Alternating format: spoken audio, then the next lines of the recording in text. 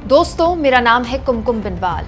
Congress party के लिए हरियाणा की चोट बहुत गहरी है, इतनी गहरी कि उसे भरने में बहुत वक्त लगेगा और वक्त ही है जो कांग्रेस पार्टी के पास नहीं है।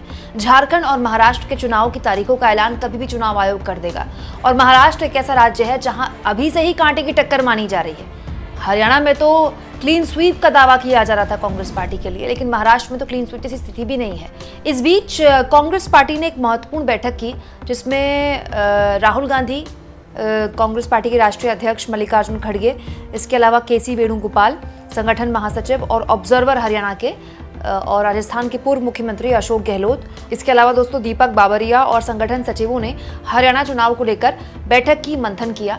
इस मंथन से क्या निकला, अजय माकन ने बाहर आकर मीडिया से बताया, लेकिन अब जो सूत्रों के हवाले से जानकारी निकल कर आ रही है दोस्तों, वो ये है कि इस बैठक में राहुल गांधी काफी नाराज दिखे और काफी निराश भी दिखे। दोस्तों, आज सुबह जब राहुल गांधी इस मीटिंग के लिए पहुंच रहे थे तो ये वीडियो सोशल मीडिया में शेयर की गई थी कांग्रेस के नेताओं द्वारा, और इस बैठक में सूत्रों के मुताबिक राहुल गांधी ने कहा कि जितने भी नेता थे हरियाणा के, उन्होंने अपना हित ऊपर रखा और पार्टी का हित दूसरे नंबर पर रखा। दोस्तों, आज तक की खबर देखिए, इसमें साफ तौर पर लिखा है, राहुल गांधी ने कहा पूरे चुनाव में पार्टी का हित दूसरे नंबर पर रहा और नेताओं का हित हावी रहा। सूत्र ये बता रहे हैं कि चुनाव परिणाम जांच के लिए एक फैक्ट फाइंडिंग कमेटी बनाई जाएगी, जिसकी घोषणा जल्द की जाएगी। दोस्तों, इस बैठक में कुमारी शैलजा या भूपेंद्र सिंह हुड्डा को नहीं बुलाया गया था और अब उनको किस बैठक में बुलाया जाएगा, उनसे कब सवाल जवाब किए जाएंगे, ये तो खैर कांग्रेस पार्टी ही जानती है। लेकिन ऐसी ही गलती कांग्रेस पार्टी ने दोस्तों मध्य प्रदेश में भी की थी। मध्य प्रदेश में तो आज भी लोग कहते हैं कि कमलनाथ की वजह से ही कांग्रेस हारी। वो कमलनाथ जो लोकसभा चुनाव से पहले अपने बेटे सहित बीजेपी में जाने को बेताब थे, बाद में उनको बीजेपी ने लेने से इनकार कर दिया तो कांग्रेस पार्टी ने उनके बेटे को टिकट दिया।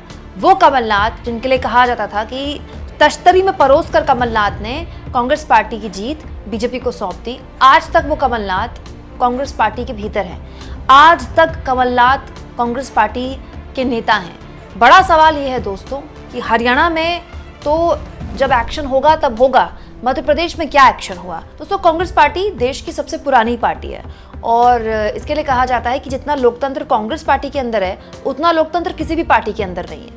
अमूमन आलाकमान का कल्चर तो हर पार्टी में है। आम आदमी पार्टी जैसी देश की सबसे नई पार्टी में भी है, बीजेपी में भी है, कांग्रेस पार्टी में भी है और कांग्रेस पार्टी में तो इंदिरा गांधी के ज़माने से है। लेकिन आलाकमान कल्चर होने के बावजूद भी कांग्रेस पार्टी में बड़े बड़े नेताओं के अपने अपने गुट हैं और कांग्रेस पार्टी उन सबको लेकर चलती है। ये कांग्रेस पार्टी की खूबी रही है, लेकिन कई बार आपकी खूबियां आपकी नाकामियों में कब तब्दील हो जाएं आपको पता नहीं चलता।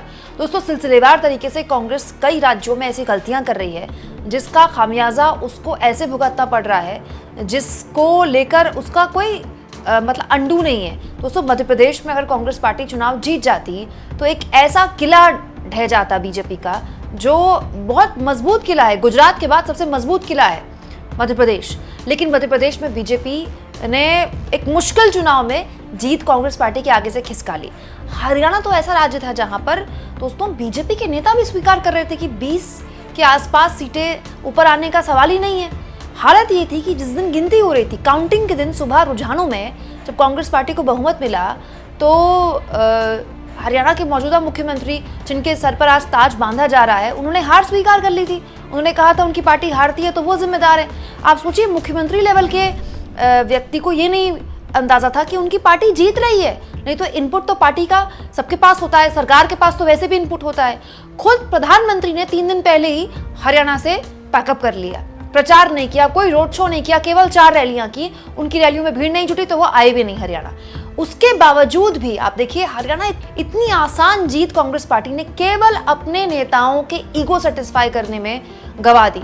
अब बड़ा सवाल ये है दोस्तों कि हरियाणा के हार के जिम्मेदार के लिए कोई कमेटी बनेगी, वो कमेटी कब अपनी रिपोर्ट देगी, फिर उस पर किस पे एक्शन होगा, इन सवालों का जवाब जब तक कांग्रेस पार्टी तलाशेगी तब तक महाराष्ट्र चुनाव सामने खड़ा होगा। बड़ी बात यह है दोस्तों, यहाँ पर जिस बात पर चिंता होनी चाहिए कांग्रेस को, वो ये है कि अगर आसान चुनाव कांग्रेस पार्टी हार सकती है तो फिर महाराष्ट्र जैसा मुश्किल चुनाव कांग्रेस पार्टी कैसे जीतेगी। दोस्तों, राहुल गांधी विचारधारा की लड़ाई की बात करते हैं, वो विचारधारा की लड़ाई जो उनकी आरएसएस से है, जो उनकी नरेंद्र मोदी से है। बिल्कुल, नेताओं में विचारधारा की लड़ाई होनी भी चाहिए, लेकिन ऐसा लगता है कि इस लड़ाई में राहुल गांधी अकेले हैं, क्योंकि उनके अपने नेता कहीं से भी विचारधारा की लड़ते दिखाई नहीं दिए, आपस में लड़ते दिखाई दिए। कुमारी शैलजा जिस तरह से खुलेआम पूरे चुनाव में लगातार बयानबाजी कर रही थी, एक हफ्ते से ऊपर वक्त तो वो घर में बैठी रही। जिन लोगों को उन्होंने टिकट दिलाए थे वो सब हार गए। दोस्तों, आज कुमारी शैलजा से कोई पूछे, जो सीएम के दावेदार अपने आप को बता रही थी, जिन लोगों को उन्होंने टिकट दिलवाया उनको जिता भी नहीं पाई। कुमारी शैलजा इसके लिए जिम्मेदार हैं कि नहीं है? पिछले 10 सालों से विपक्ष में है कांग्रेस। कार्यकर्ताओं के हौसला टूट जाता है दोस्तों, जब एक आसान चुनाव भी आप नहीं जीत पाते हैं। और हुड्डा साहब, जिनके कहने पर सारे टिकट बांटे गए, जिन्होंने पूरा चुनाव हर लिहाज से मैनेज किया, जिन्होंने ऑफ कोर्स मेहनत की, इसमें कोई दो राय नहीं कि दीपेंद्र हुड्डा हो या भूपेंद्र सिंह हुड्डा, उन्होंने बहुत मेहनत की, 12-13 रैलियां रोज़ की, लेकिन अल्टीमेट अगर आप नहीं जीतते हैं तो उस मेहनत पर किसी की नज़र नहीं पड़ती है, आप पर उंगलियां ही उठती हैं। दोस्तों, पिछले 10 सालों से क्या कांग्रेस पार्टी को इस बात का एहसास नहीं हुआ कि उसे पहले ये तय करना होगा कि वो आपस में लड़ाई कर ले या फिर बीजेपी से लड़ाई कर ले? क्योंकि बीजेपी से लड़ाई करने के लिए उसको अपने घर को दुरुस्त करना होगा, घर के सारे डिफरेंसेस खत्म करने होंगे। दूसरा और सबसे महत्वपूर्ण, कांग्रेस को ये बात समझनी होगी, इनफैक्ट इंडिया गठबंधन को ये बात समझनी होगी कि बीजेपी के साथ वो ताकत है जो अभी देश में किसी दल के पास नहीं है, वो आरएसएस है। दोस्तों, आरएसएस जिस तरह से बीजेपी के लिए काम करता है वो कोई भी पार्टी नहीं करती है, उस तरह का संगठन किसी भी पार्टी का नहीं है। दोस्तों, राहुल गांधी चाहते थे समाजवादी पार्टी को भी और आम आदमी पार्टी को भी इंडिया गठबंधन में शामिल करके इंडिया गठबंधन चुनाव लड़े हरियाणा में, लेकिन हुड्डा परिवार ने होने नहीं दिया। तो आखिर इसका नतीजा क्या हुआ? राहुल गांधी ने जो भी कहा वो नहीं माना गया। क्यों नहीं माना गया?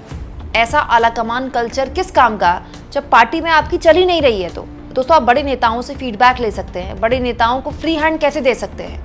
बड़ा सवाल ये है कि भूपेश बघेल के नाम पर छत्तीसगढ़ में चुनाव हारी कांग्रेस, जहां पर कोई भी एग्जिट पोल किसी भी हाल में बीजेपी की सरकार बनने की बात नहीं कर रहा था।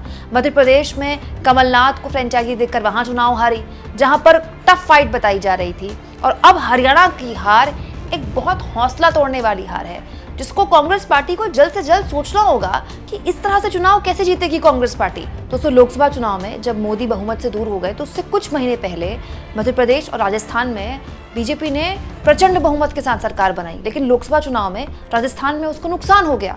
हरियाणा, जहां लोकसभा चुनाव में 5 सीटें कांग्रेस ने छीन ली, वहां देखिए किस तरह की हार का सामना कांग्रेस पार्टी को करना पड़ा। ठीक वैसे ही अगर कोई ये कह रहा है कि हरियाणा के जो कंडीशंस हैं वो दिल्ली में लागू होती हैं, वैसा ही चुनाव महाराष्ट्र में होगा, उसी तरह से चुनाव झारखंड में लड़ा जाएगा, तो ऐसा नहीं होता है। हर राज्य अलग है, हर राज्य के मुद्दे अलग हैं, हर राज्य के नेता अलग हैं, हर राज्य का जनमानस अलग है, और आपको न केवल उस जनमानस को पढ़ना होता है बल्कि बढ़िया बूथ मैनेजमेंट और बढ़िया चुनावी मैनेजमेंट के साथ चुनाव लड़ना होता है। दोस्तों, ये बात तो सही है कि लोकसभा चुनाव के दौरान से ही बीजेपी के अंदर एक नैरेटिव की कमी देखी गई है। जो अब तक है वो नैरेटिव हमें बहुत मजबूती से विपक्ष के पास दिखाई देता है, और उसी नैरेटिव के बूते विपक्ष ने मोदी को बहुमत से दूर कर दिया लोकसभा चुनाव में। लेकिन अब विपक्ष को इस बात को समझना होगा कि केवल नैरेटिव से आप चुनाव नहीं लड़ सकते, नैरेटिव प्लस मैनेजमेंट, ऐसे ही चुनाव लड़ा जा सकता है। बाकी दोस्तों, सच्चाई ये है कि जब आप हारते हैं तो आपकी जो खूबियां होती हैं वो छुप जाती हैं और आपकी गलतियां सतह पर आ जाती हैं। आज बीजेपी जीत गई है तो हर कोई उनकी खूबियों की बात कर रहा है, पर ऐसा तो नहीं है कि उन्होंने गलतियां नहीं की, भारी भरकम गलतियां की हैं। इसीलिए हर कोई कह रहा है कि ये चुनाव बीजेपी ने जीता नहीं है, ये चुनाव बीजेपी को कांग्रेस ने जीतकर थाली में परोसकर ऐसे सौंपा है कि लीजिए चुनाव आपका, और बड़े प्यार से आप हरियाणा में सरकार बना लीजिए। आपको क्या लगता है दोस्तों? कमेंट बॉक्स में जरूर लिखें, और जितना हो सके चैनल को शेयर करें, सब्सक्राइब करें, और थैंक्स और ज्वाइन के ऑप्शन से अगर आप चाहें तो कुछ आर्थिक मदद भी चैनल की जरूर करें।